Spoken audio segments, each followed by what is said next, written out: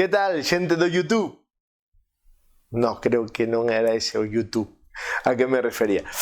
No, YouTube, a vos, é o que me estou referindo, a xente que me está desvendo aquí agora mesmo, a min, Iván Touriz, nesta serie de vídeos que titulei Reciclaxe. Dilúense as vértebras nos mapas, os plásticos arrolan extincións, as cinzas tapizan o equinoccio, é un valse de codicia e destrucción.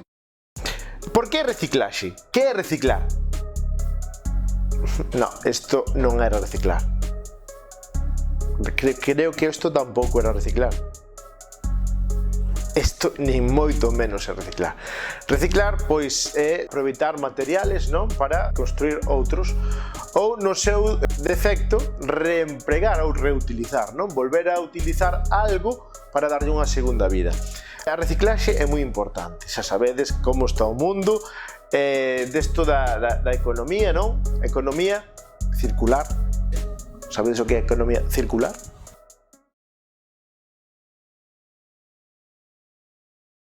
Xa che propia, para que despois moitos digan que non se traballa. Bueno, non é iso, pero bueno, a economía circular como tal é facer que os cartos non se desperdicien, non? Entón hai algo que atenta contra a economía circular, que é a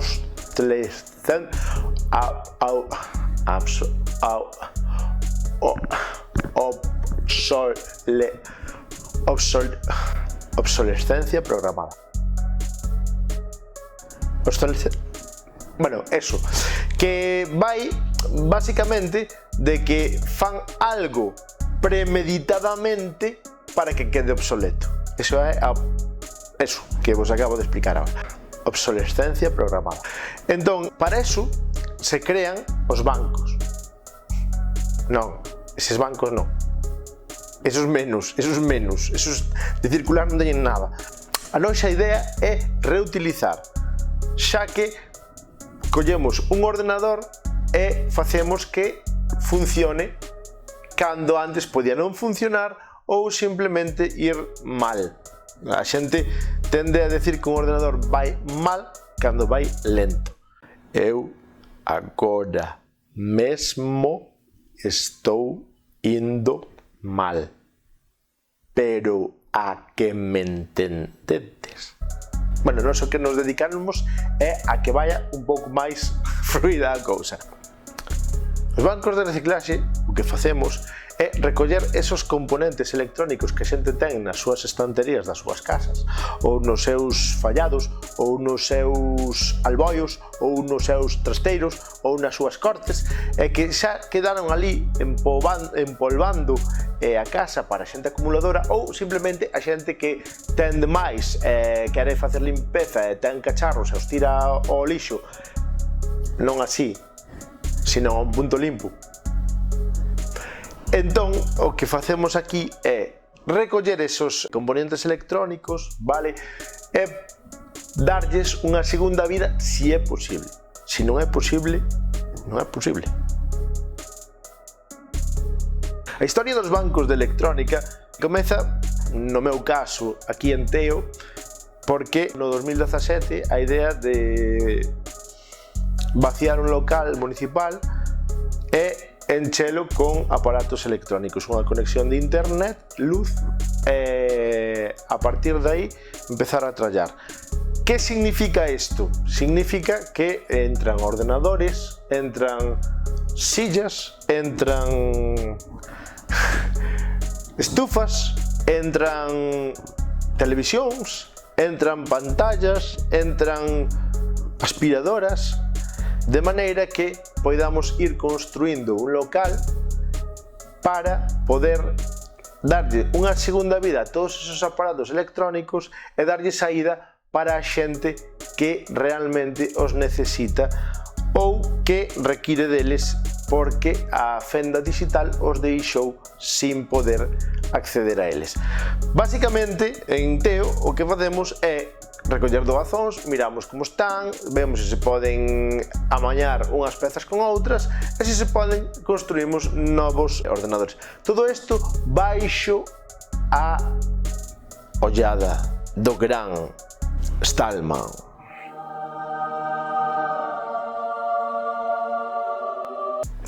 Que coa súa idea do software libre pois instalamos nos ordenadores todos unha distribución liviana de Linux que é a que se encarga de facer a milagre.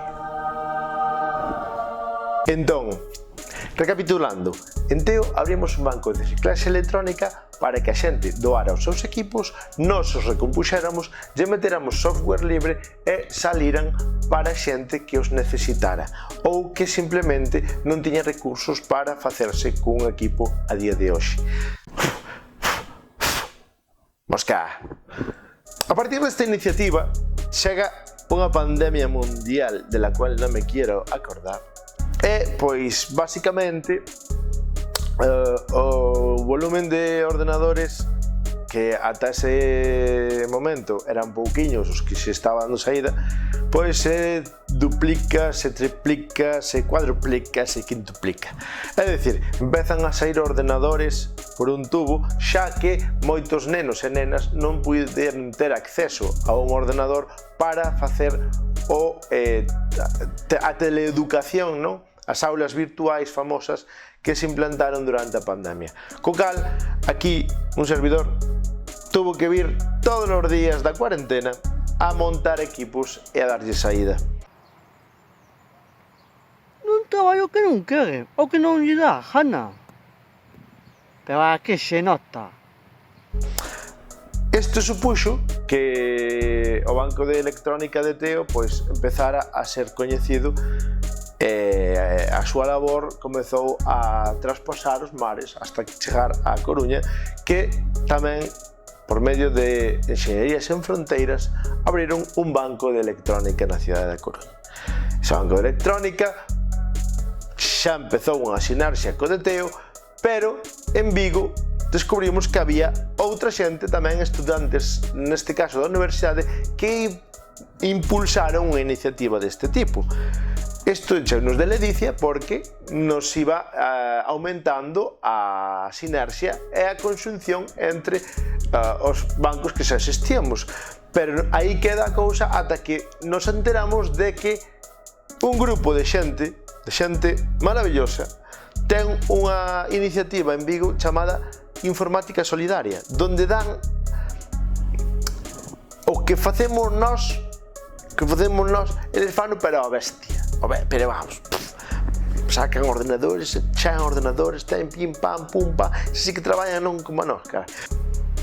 Pero bueno, Informática Solidaria se une ao círculo de bancos de electrónica de Galicia e por último tamén se crea o Banco de Reciclaxe Municipal e a Oficina de Software Libre de Ames, co cal completamos as sinerxias dos bancos de reciclaxe electrónica de Galicia. Cada un somos do noso pai e da súa nai, cada un usamos un determinado tipo de distribucións, aínda que poñemos en común moitas delas para saber onde poden funcionar e onde non poden funcionar, e cada un temos a súa forma de sacar os equipos para a xente que os precisa. Isto, a grosso modo, é unha definición do que son os bancos de reciclaxe electrónica. En seguintes episodios comezaremos a coñecer que facemos polo miúdo nos bancos de reciclaxe electrónica. Dende aquí, agardo os vosos comentarios, os vosos likes, as vosas preguntas e sobre todo as vosas suscripcións, porque se non vos suscribides non vades saber. E sobre todo, dadelle a campanita porque se non vos van chegar os avisos de cando suba un videoclip destes. Así que, xa sabedes, suscribidevos, dadelle a campanita, dadelle o like e comentade. Preguntade calquer cousa porque así tamén me axudades a min a que nos seguintes vídeos poidan subir máis cousas e comentarnos máis cousas deste maravilloso mundo que é a reciclaxe dos equipos informáticos e electrónicos. Vémonos!